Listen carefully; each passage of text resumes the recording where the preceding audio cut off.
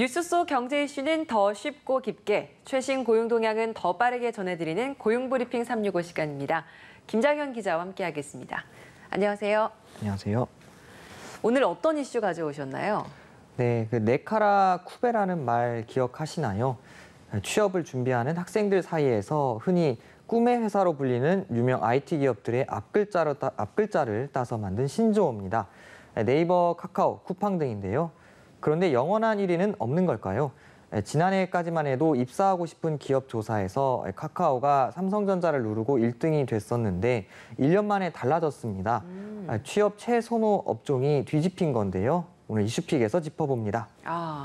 네카라 쿠베 인기 정말 뜨겁죠. 이 회사들이 직원들 평균 연봉 1억 원 훌쩍 넘지 않았나요? 네, 그렇습니다. 이제 듣기만 해도 와 하고 이제 부러워지는데요. 네. 코로나19 확산으로 개발자 수요가 많아지면서 연봉을 계속해서 높여와서 그런 건데요. 지난해 카카오 직원들의 평균 급여가 1년 새 30% 넘게 늘었다고 합니다. 코로나 전인 2년 전과 비교해 8천만 원에서 35% 정도 늘어난 건데요. 네이버 역시 직원 평균 연봉 1억 원을 넘긴 상태고요. 그렇다 보니 개발자들이 이들 회사에 몰렸고 동시에 다른 업종에서는 개발자가 더 귀해졌는데요. 최근에 오히려 이곳에서 또 다른 곳으로 이동하는 개발자들이 늘고 있다고 합니다. 수요가 많고 대우도 파격적인 만큼 개발자로서는 사실 여기만큼 좋은 곳이 없다라는 생각을 할 수도 있을 것 같은데 이직이 더 많아졌다고요? 이거 어떤 이유 때문인가요? 네, 이제 처음 또 입사할 때와 비교해서 IT 업계의 이제 성장성이 한풀 꺾인 데다 회사 주가에 따라 스톡옵션 등 기대 수익이 오락가락하는 급여 체계에 또 불만이 커져서 그렇다고 합니다. 네. 동시에 산업 전반에 이제 반도체가 갈수록 중요해지면서 IT 업계와 비교해 제조업체들이 주식보다 현금 등 확실한 보상을 제공하고 적극적인 대규모 채용에 나서며 더 큰 인기를 끌었다는 분석입니다. 그러면 좀 더 구체적으로 지난해와 올해를 비교해 봤을 때 상반기 구직자 희망산업 선호도가 어떻게 뒤집혔다는 거죠? 네, 지난해 상반기 작성된 이력서를 분석한 결과를 보면요. 올해 가장 인기가 높은 업종은 8%가 희망한 반도체와 디스플레이 부문으로 집계됐습니다. 2위와 3위는 각각 이제 공공기관과 포털 플랫폼이 차지했는데요. 지난해 네이버, 카카오 등 IT 기업이 있는 포털 플랫폼이 반도체를 3위로 따돌렸던 결과에서 1년 만에 뒤집힌 겁니다.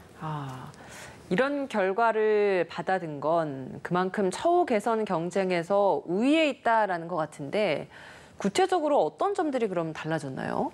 네, 이제 취업 선호도 1위를 기록한 반도체 업계의 대표적인 회사를 꼽으면 삼성전자와 SK하이닉스인데요. 주요 인력 모집을 위해 대대적인 처우 개선에 나서면서 인기가 수직 상승 중입니다. 지난해 SK하이닉스의 이제 평균 임금 인상률은 8%였는데요. 전년도 상승률을 크게 웃돈 수치였고요. 지난 4월 삼성전자는 최근 10년 내 최고 수준인 평균 9% 임금 인상을 결정했습니다. 성과급 경쟁도 치열한데요. SK하이닉스와 삼성전자 반도체 부문 등은 올해 상반기 성과급으로 기본급의 100%를 지급했는데요. 올해 초 경계현 삼성전자 사장은 보상 우위를 계속해서 확보하겠다며 SK하이닉스보다 더 나은 처우를 언급해 기대감을 높였습니다. 반도체 기업의 인재 확보전 경쟁이 치열한 것 같은데 성과급에서뿐 아니라 대졸 신입사원 초임 상승 경쟁도 만만치 않다고 하더라고요. 네, 이 두 기업은 대졸 신입 초임을 두고도 지난해부터 계속 엎치락 뒤치락 하고 있습니다. 2년 전만 해도 삼성전자와 SK하이닉스 대졸 신입사원 초임은 4천만 원 중반대로 비슷한 수준이었는데요.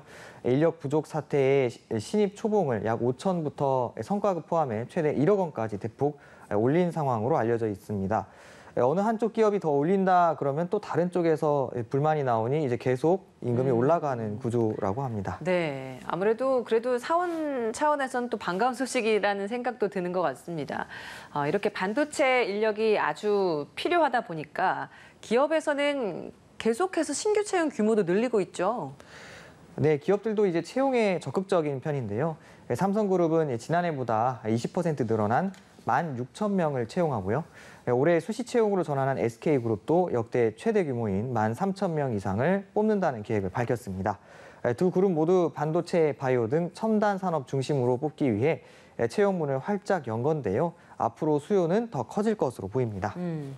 지난해 이미 몸값을 많이 올렸었던 IT 업계로서는 고민이 클 것 같습니다. 이 올려놓은 몸값 부담도 상당히 클 것 같거든요. 네, 지난해 이렇게 IT 업계가 몸값을 이렇게 올려놨죠. 이렇다 보니 또 올해 들어서 과도한 인건비 부담과 정체된 산업 성장에 또 허리띠를 바짝 졸라매게 된 상황인데요.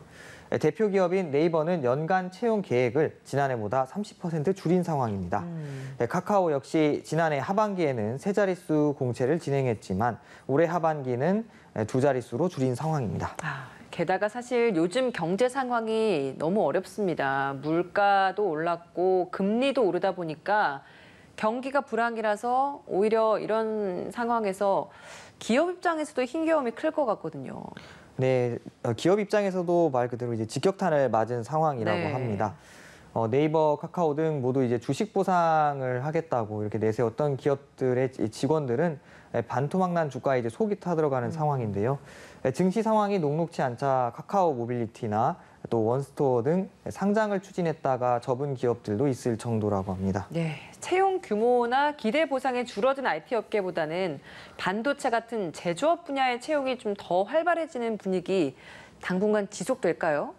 네, 하지만 또 위험 요소는 또 똑같다고 합니다. 네. 이제 정보통신 업계가 승승장구할 때 올려놓은 몸값이 오히려 이제 지금은 부담 요소가 되듯 반도체 업계에서도 마찬가지라고 하는데요. 네. 기업 실적이 좋을 때는 급격한 연봉 인상도 큰 부담이 아니겠지만 또 업황이 바뀌면서 인건비 부담이 더 크게 느껴질 수밖에 없는 건데요.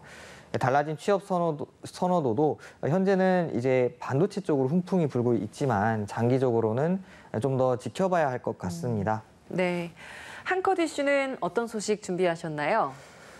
네, 오를 대로 올랐고 또 오를 거란 또 예측이 나오는 금리. 이런 상황에 이자 부담이 커진 국내 기업 10곳 가운데 6곳은 기업 활동에 어려움을 겪고 있다고 답했습니다.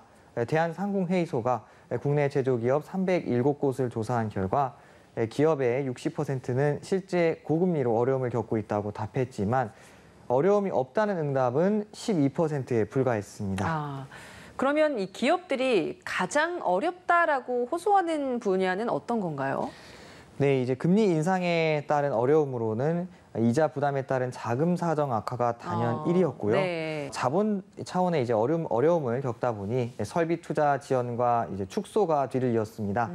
영업이익과 생산, 운영 비용 등을 고려할 때 국내 기업들이 감내할 수 있는 기준 금리 수준은 한 2.91%로 집계됐습니다. 네, 하지만 이 안타깝게도 이런 금리 인상 추세는 계속 이어질 거란 전망이 더 많죠. 네, 미국 연방준비제도가 금리를 큰 폭으로 인상할 것이란 전망이 유력하고 한국은행 역시 추가적인 금리 인상을 단행할 가능성이 큰데요. 이런 고금리 상황에서 기업 차원의 대응책을 마련한 곳은 20%에 불과한 것으로 조사됐습니다. 네. 고금리에 휘청이는 기업들이 더 늘기 전에 위기에 빠지지 않도록 지원 방안을 마련하는 게 필요해 보입니다. 오늘도 김장현 기자와 함께했습니다. 고맙습니다. 고맙습니다.